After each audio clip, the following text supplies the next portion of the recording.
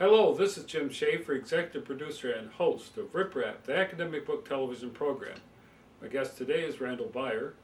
Today we'll be discussing the latest books that Rip Rap has received, including those on dreams of peace and freedom, the case for greatness, art in Russia, and the American health industry.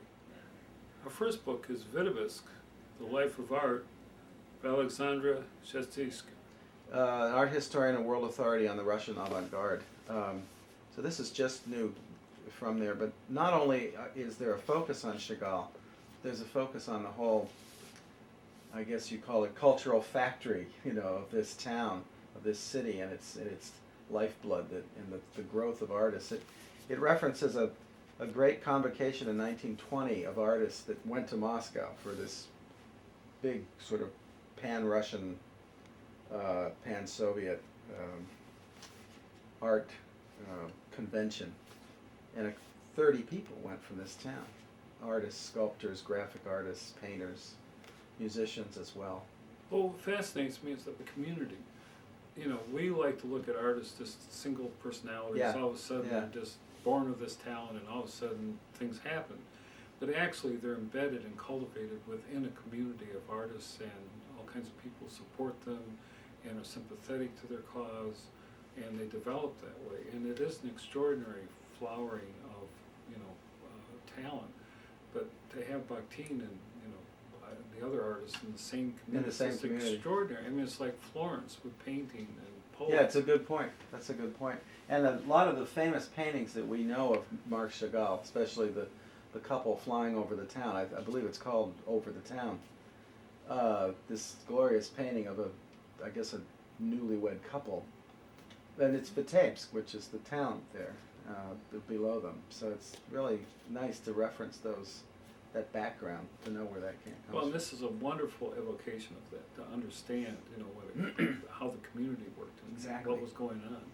Yeah. And I was somewhat aware of it, but I wasn't aware of it with any particular depth. And this book helped me understand Yeah. it, which is another thing that, academic literature can bring all this information together. But the question still remains, why did that develop? Why did that develop? Yeah, in fact, several influential theater troupes, I guess we'd call them experimental theater troupes today, but they created spectacle and I think involved themselves in ritual. Developed in Vitebsk as well, which I'm sure Bakhtin was probably, aware of, or maybe either influenced by or sensitive to. Well, sure, you participate in the community. You go to the art exhibits. Right. You listen to the music. You talk. You have friends that cross boundaries. I mean, it isn't like you live in some little time capsule of vacuum. Exactly. It's this. And he had this cultivation, and he had this living laboratory, in a sense, to see the world of the mainstream, the other. I mean, his whole theatrical point of view is that the subaltern, or there are other voices that come out through these sort of events that turn over normal behavior. We have another book there that's kind of fun, that one in the Empire State Building. Nearest Thing to Heaven, the Empire State Building and American Dreams. It discusses the place of this sort of,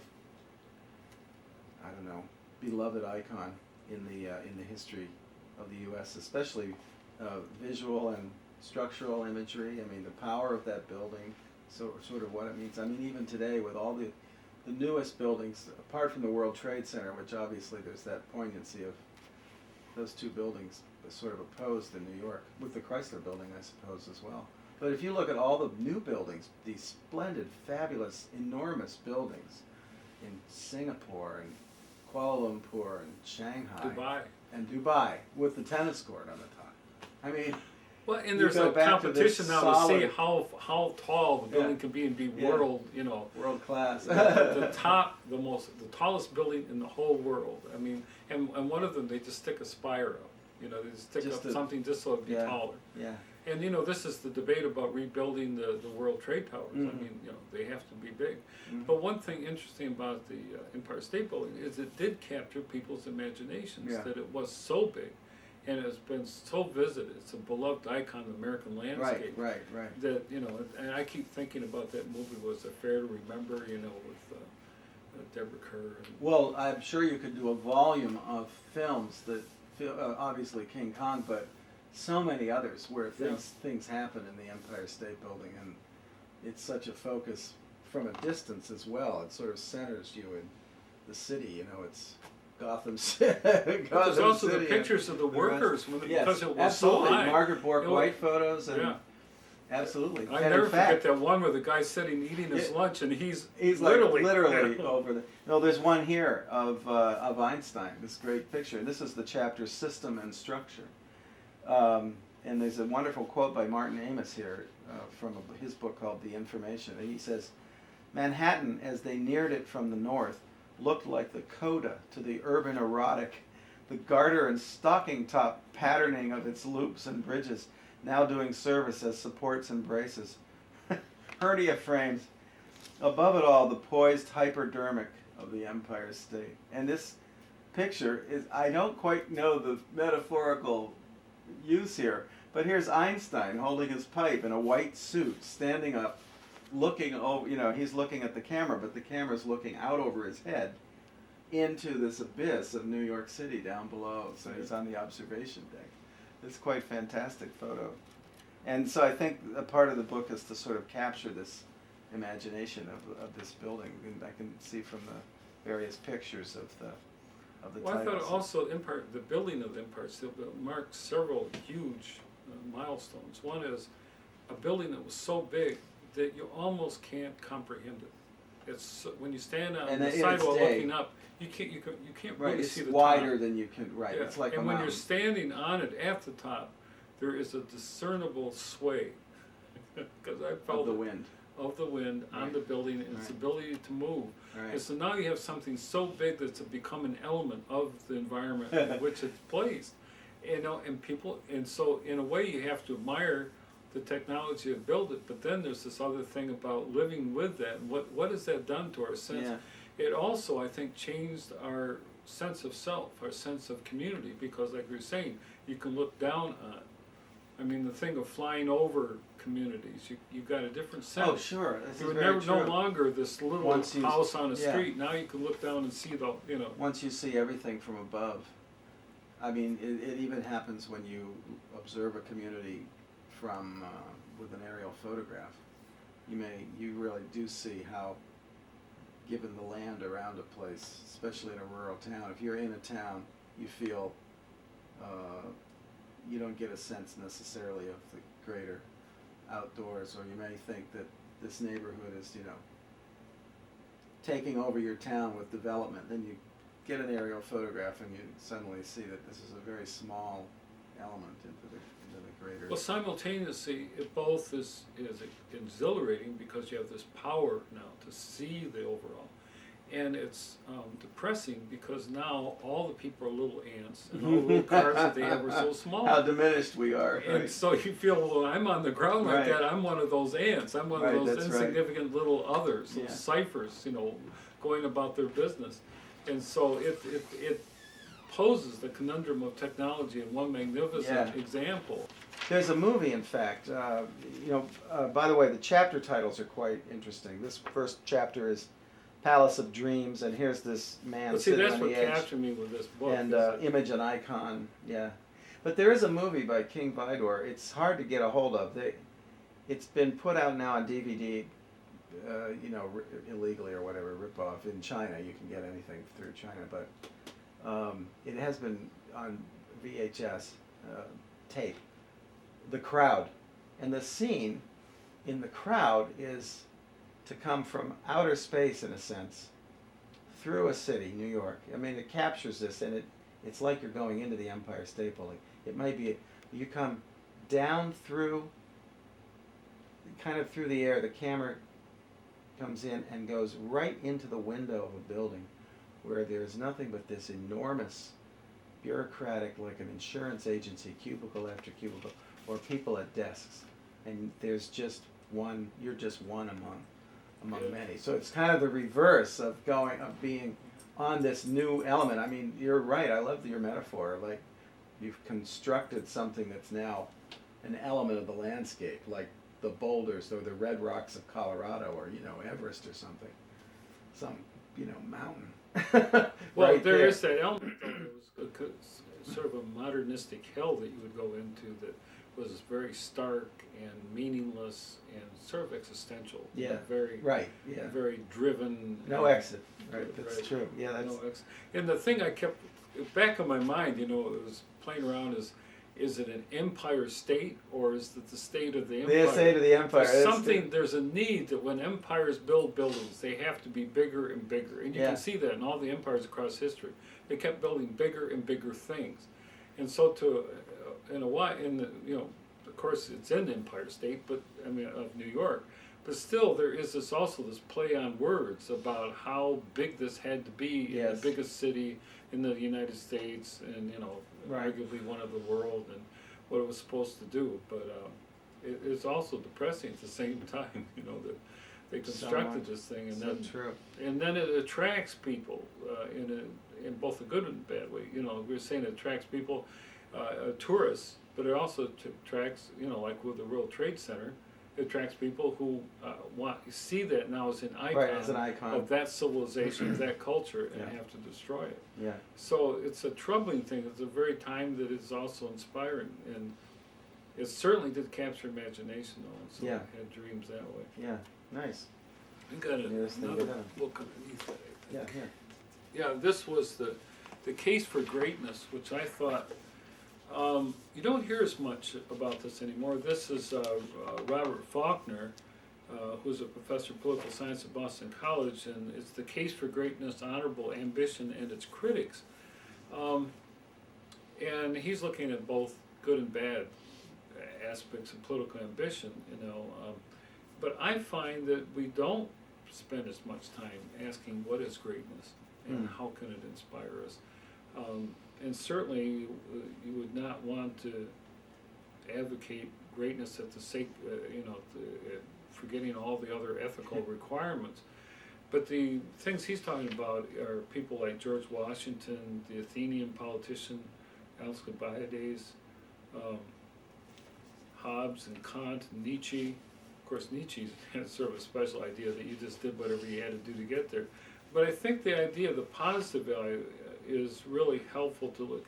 And then he talks about the soul of grand ambition, imperial ambition, and I was trying to understand the dynamics of ambition within empire, within power, within history. And I'm not sure that I came up with a very good, I think the wanting to be great may be related to empire, that you see that as a political position. And since we're now well into the presidential campaign in the United States, Yeah. you just keep wondering, why are these people going through this? Why do they want it? Why do they want it? And as the campaigns unfold, you start finding out reasons that you would just as soon not know about why they're doing it. There's ministers that want to become president, which to me is sort of a conundrum in itself. And then there's the Giuliani, who's the New York city mayor, who has a long history, very troubled history. Why is he putting himself through that? You got John Edwards, whose wife has got cancer, and they're on this. And they're continuing. And driven to do this. Right. What a price to pay. I mean, this is her end run. I mean, I think she's in stage 4. Why are they doing this? And at the same time, I think that it's inspirational for students and young people to be thinking, what does it take to be a good and great person, a statesperson, not just politician, but a statesperson, someone who can inspire and lead by what you're doing. So I think it's a worthwhile question, but I don't think I have many more answers. Does he have a little litany, or not a litany, a rubric to say? His ending thing is honorable greatness denied. So I'm not sure that he really is. Well, being a scientist, he has to have sort of a skeptical, I guess, attempt toward it. And I think people are attracted to people like Nietzsche, who just said, "Do whatever you got to do. Forget it. You live by your own rules. Well, break them all." Attracted to you know, people that get in, whether they become great as humanists or great as, you know, social monsters, they have some kind of charisma that pulls people to them in one way or another. I got the notion that Either by extortion or good deeds. Faulkner kind of gets all tangled up in philosophical conundrums with this whole thing. That he Mm-hmm. feels obliged to kind of burst the bubble, Yeah.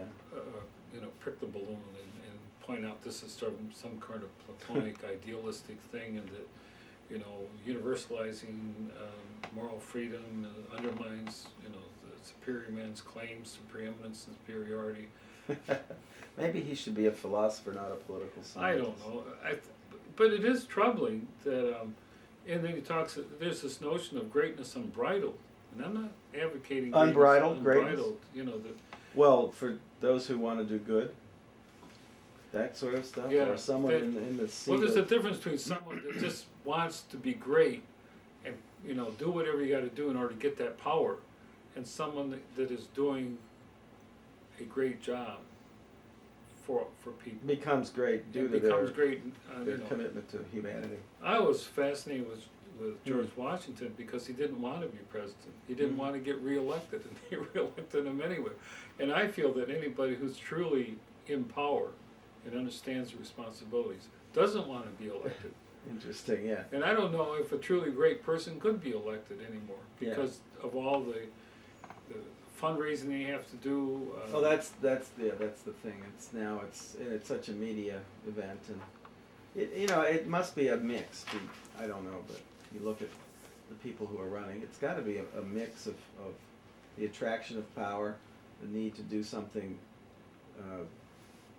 magnanimous for your country, serve your country. There's that, but also just the attachment to power. It must be a whole mix in there. Well, I do like the idea that Faulkner brings out. You need to be reflective and you need to be accountable. You need to be thinking about the implications of what you're doing. You don't just do to do. You have to think about why you're doing it. And I like that quality. And I think that we have too many self-serving people that just want to be big and bold and beautiful and have a lot of money.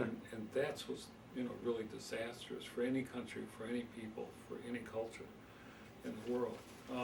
What's next? Well, I just got this book. Okay. Michael Gratz, 100 Million Unnecessary Returns, a simple, fair, and competitive tax plan for the United States. He's the Justice S. Hotchkiss Professor of Law at Yale and publishes frequently on the subject of federal taxation. He actually served as assistant to the Secretary and Special Counsel of the Treasury Department. He's saying that the tax code's just way out of whack. I mean, this has just become too much. And too many people are having to file too many returns and too much complexity. He's probably going to be on C-SPAN any day now. They've been talking about this a lot. What used to be in 1940 a 4-page tax return is now ballooned to more than 100 pages, and the form itself contains more than 10 schedules and 20 worksheets. Wow. The complete tax code totals some 2.8 million words. About 4 times, he says, the length of War and Peace. Oh my Lord. And he says that our tax code has become such a tangle of loopholes, paperwork, and inconsistencies. A massive social program that fails simple tests of simplicity and fairness. Yeah. And I think, boy, he's really got that right. But I don't know what the answer is. Because you talk about, like it says, keep the wage tax to help fund Social Security, protect American workers. There's some taxes bring that the he states wants along. I don't know what the answer he wants is. to see. It's being discussed a lot now. I think there'll be, especially if there is a change of point of view with a new administration in the States, there is a recognition that the tax code is just so ponderous that we're, I think, wasting money by trying to save it. So Well, it certainly benefits the very rich who can hire the very good lawyers to get them out of paying their taxes. Right.